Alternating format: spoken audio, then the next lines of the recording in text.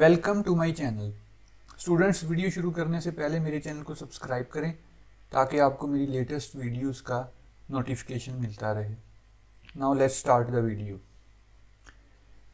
इस वीडियो के अंदर मैं आपको बताऊंगा कि किस तरह आपने यूनिवर्सिटी ऑफ साइंस सियाना के अंदर आपने एडमिशन लेना है। ये भी एक इटली की बड़ी अच्छी यूनिवर्सिटी है और टॉप की यूनिवर्सिटी कंसीडर की जाती है, ये भी दुनिया के अंदर। वर्ल्ड में जो इसकी रैंकिंग है वो 468 है और इटली के अंदर इसकी रैंकिंग 22 है। वैसे जितनी भी इटली की यूनिवर्सिटीज़ हैं वो सारी ही अच्छी हैं, अगर वो 1000 से ऊपर भी हैं तो वो अच्छी हैं। लेकिन वैसे एक बेंचमार्क माना जाता है कि जो यूनिवर्सिटीज़ 1000 के से नीचे होगी वो दुनिया की बेस्ट यूनिवर्सिटीज़ को कंसीडर किया जाता है। आइए अब चलते हैं इसमें आपने एडमिशन कैसे लेना है। आप सबसे पहले अगर आपने वैसे इसकी साइड पे जाना है तो आप जा सकते हैं, लेकिन अगर आपने सिंपली आपने डायरेक्ट यहाँ पे एडमिशन लेना है तो उसका तरीका ये है कि आप सिंपली यहाँ पे लिखें university of Siena apply online और यहाँ पे आप क्लिक कर दें। जैसे ही आप यहाँ पे क्लिक करेंगे तो आपके सामने इस तरह का एक पेज खुल जाएगा। यहाँ पे जाने के बाद ये तो मैंने तो अपना ऑलरेडी इसको अकाउंट को खोला हुआ है, लेकिन अब आप जब आप यहाँ पे आएंगे तो आपको यहाँ पे मिलेगा जहाँ पे ये उस्मान खालिद लिखा हुआ है। यहाँ पे आपको लॉगिन का बटन मिलेगा, साइन इन का। आप लॉगिन को होंगे, आप पहले अपनी साइन इन होंगे, आप साइन अप होंगे, अपना अकाउंट आप क्रिएट करेंगे। अपना अकाउंट क्रिएट करने के बाद फिर आप इसके अंदर लॉगिन होंगे, लेकिन मैंने ऑलरेडी अपना अकाउंट क्रिएट किया हुआ है इसलिए मैं ये यहाँ पे हूँ।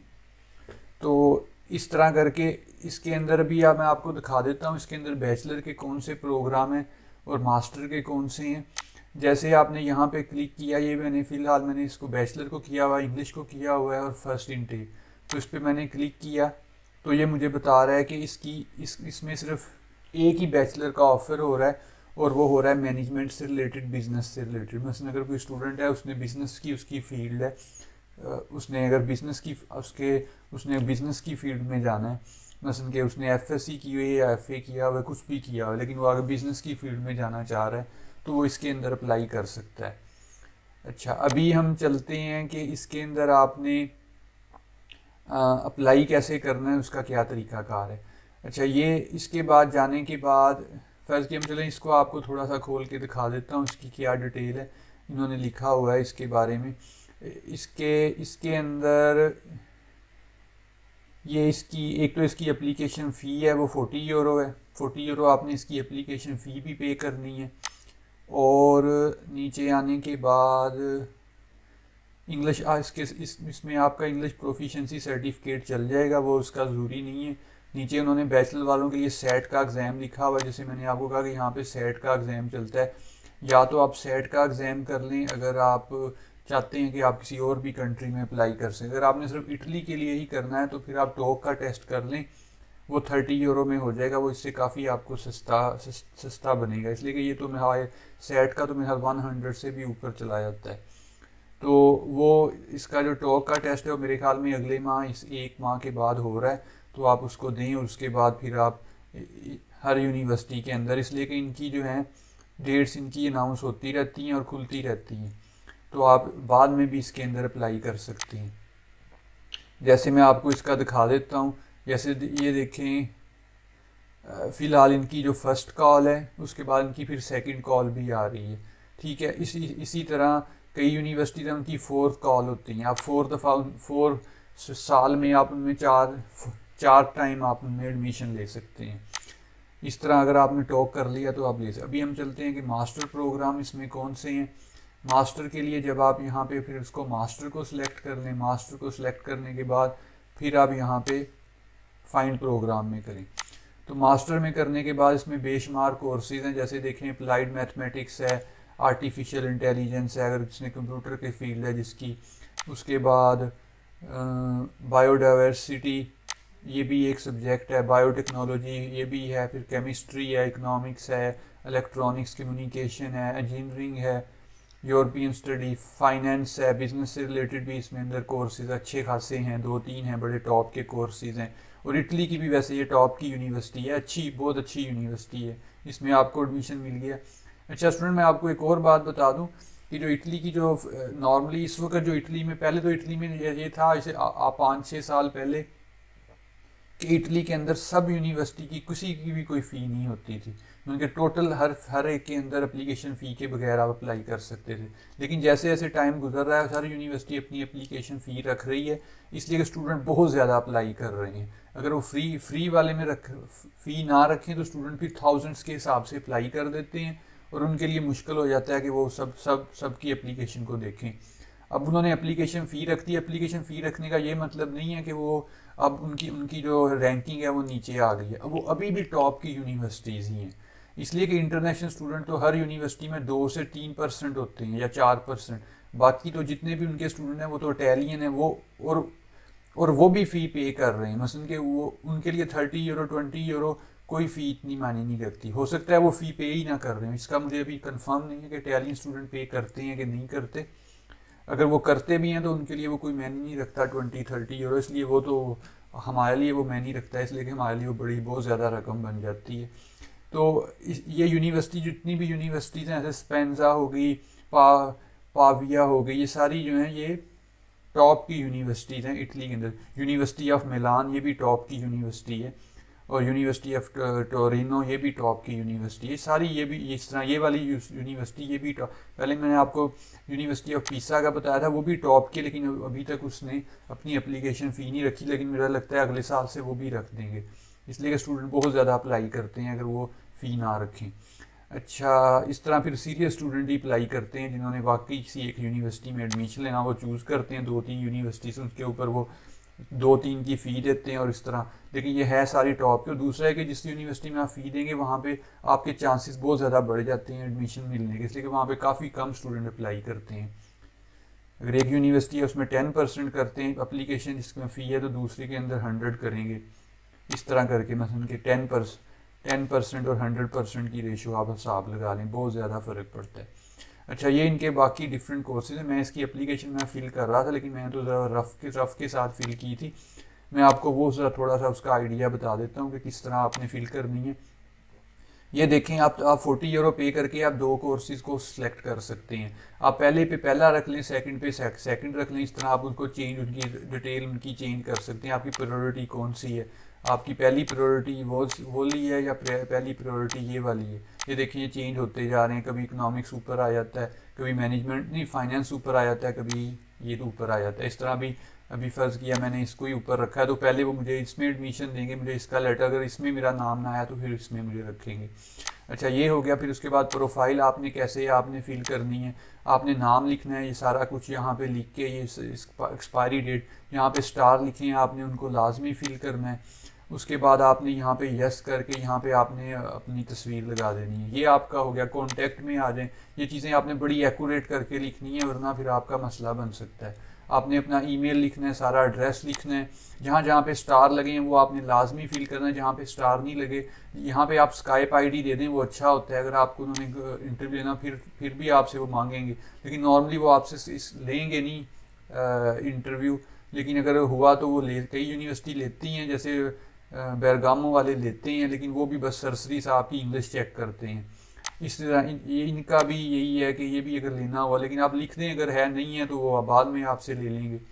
अच्छा, यहाँ पे एजुकेशन में आ जाए। एजुकेशन में यहाँ पे ये मैं मास्टर के लिए कर रहा हूँ तो सिर्फ मैंने बैचलर की लिखी है, इसलिए कि इटली के अंदर या यूरोप के अंदर सिर्फ आपकी लास्ट डिग्री को कंसीडर करते हैं और बाकी पिछला रिकॉर्ड नहीं आपका इतना, वो उनको ज़रूरत नहीं होती वो उसको चेक करें, इसलिए कि वो आपका पिछले रिकॉर्ड के ही मार्क्स देख के उसके ऊपर आपको एडमिशन, इसलिए आपने बैचलर ही यहाँ पे लगाना है। अगर आप लगाना चाह रहे हैं मज़ीद इंटरमीडिएट वगैरह लगा दें, वरना उसकी ज़रूरत नहीं है यहाँ पे। हाँ, जो जिन्होंने बैचलर में लेना है उन्होंने तो लाजमी इंटरमीडिएट का लगाना है। अगर वो मैट्रिक का भी लगाना चाहते हैं वो लगा दें, वरना उसकी भी उनको ज़रूरत नहीं है। अच्छा, ये लगाने के बाद नीचे आ रहे हैं, उन्होंने फिर प्राइवेट यूनिवर्सिटी इसका पूछा है। उन्होंने 16 ईयर एजुकेशन कि आपकी इतने साल की, अगर किसी ने 17 साल की है तो 17 साल कर दे, इस तरह करके। अच्छा, बाकी इधर लैंग्वेजेस के अंदर आ जाएँ। लैंग्वेजेस के अंदर आने के बाद आपने बिल्कुल एक्यूरेट इसको करना है, मैंने तो इसको वैसे किया है ना। तो अभी आपने अपने उर्दू इधर लिख के आपने बी कर दिया, उसके बाद आपने यहाँ पे अपनी, ये भी लाजमी नहीं है लेकिन मैंने वैसे ही यहाँ पे लिख दिया है 6 ईयर। आप यहाँ पे 6 की बजाय अगर आप 8 भी लिखना चाह रहे हैं तो लिखने, इसलिए कि 4 आपके बैचलर के हो गए, 2 आपके इंटरमीडिएट के हो गए और 2 आपके मैट्रिक के हो गए, तो 8 ईयर हो गए। 8 भी आप लिख सकते हैं। इसलिए कि इनका उनको इंग्लिश लैंग्वेज सर्टिफिकेट आप दे देंगे अपनी यूनिवर्सिटी से बनवा। यहाँ पे एम्प्लॉयमेंट में आ जाए, अगर आपने कोई जॉब वगैरह की हुई है, कोई एक्सपीरियंस आपके पास है उसका, लेकिन या साथ आप फिर आपको सर्टिफिकेट भी लगाना पड़ेगा। यहाँ पे देखें उसकी डेट भी देनी पड़ेगी। अगर कोई एक्सपीरियंस नहीं है तो इसको छोड़ दें, इसको रहने दें। फिर एक्टिविटीज़ में आ जाएँ। एक्टिविटीज़ अगर आपकी कोई है एक्स्ट्रा एक्टिविटीज़, जैसे आपको कोई मेडल मिले हुए हैं स्पोर्ट्स के अंदर इस तरह करके, तो आप अगर उसका लिखना चाह रहे हैं तो इसको यहाँ पे क्लिक करके वो लगा दें।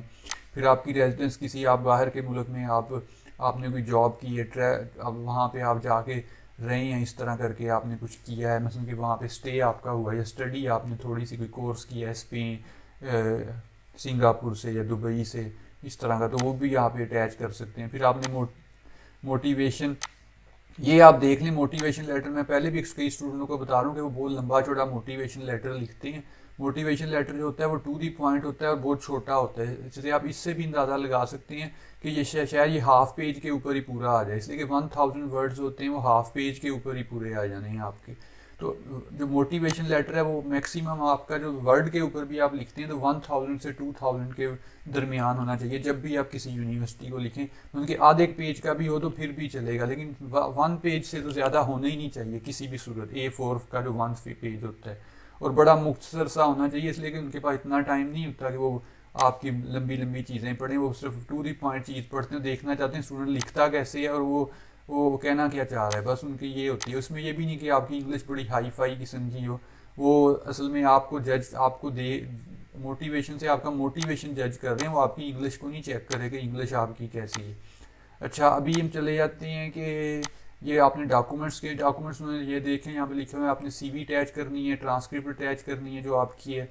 फिर आपके पास आपके अगर आपके टोफल आइलेट्स है तो वो कर दें, वरना आप इक्विवेलेंट प्रोफिशिएंसी, वही जो मैं आपको बता रहा हूँ यूनिवर्सिटी से आपको जो सर्टिफिकेट मिला है, फिर आप अपना पासपोर्ट अटैच कर दें। सारी चीज़ें यहाँ पे जाके आप अटैच कर दें। फिर अदर के अंदर आ जाएं। अदर के अंदर आने के बाद आप यहाँ से, मैंने तो यहाँ पे वेब सर्च से इसको सिलेक्ट किया है, आप इसको किसी फ्रेंड का कर दें या किसी का भी कर दें।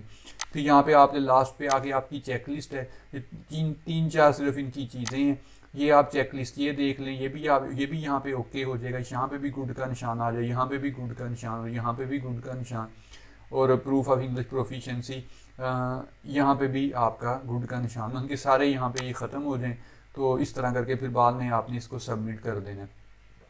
और जो उसकी फ़ी का पेमेंट का तरीका है वो इन्होंने बताया हुआ है कि किस तरह आपने, वो जब आप इसको फॉर्म को फिल करेंगे तो आपको एक मेल भेज देंगे कि मेल के अंदर आपको सारा बताएंगे कि इस तरह आपने इनको फ़ी की पेमेंट करनी है। मैं आपको इधर से भी दिखा देता हूँ, जैसे ये देखें मुझे उन्होंने टास्क 5 बताए हुए हैं। टास्क 5 के अंदर चाहिए तो टास्क है, मैंने तो अभी यहाँ पे कुछ अटैच नहीं किया। ये देखें मैंने मेल भेजी हुई है, वो शायद मैं आपको दिखा सकता हूँ यहाँ से। एप्लीकेशन इनबॉक्स में शायद हो। ये देखें यहाँ पे उन्होंने मुझे शायद ईमेल में बताया हो कि आपने पेमेंट आपने करनी है। चाहिए मैंने जब अकाउंट क्रिएट किया वो आई मुझे मेल, उसके बाद मुझे सेकंड मेल आई। अच्छा, ये देखें, ये उन्होंने लिखा हुआ कि आप फ़ी आप पे करें, इसके बारे में, फ़ी के बारे में। यहाँ पे उन्होंने जाके कहा कि यहाँ पे जाके फ़ी आप मैंने पे करनी है। Payment of the admission fee does not entail the submission of your application. Once your payment has been recorded, you will need to submit the application on the website. अच्छा, ये आपने उनको फ़ी पे करने के बाद आपने फिर इसको सबमिट करना है। अभी आपकी वो सबमिट ही नहीं होगी एप्लीकेशन। अच्छा, फ़ी आप उनको पे करेंगे तो फिर ये सबमिट होगी, ये इस तरह करके उन्होंने लिखा हुआ है। ये इसका तरीक़ाकार है। बाकी आप अपना ख्याल रखें और मिलते हैं नेक्स्ट वीडियो में।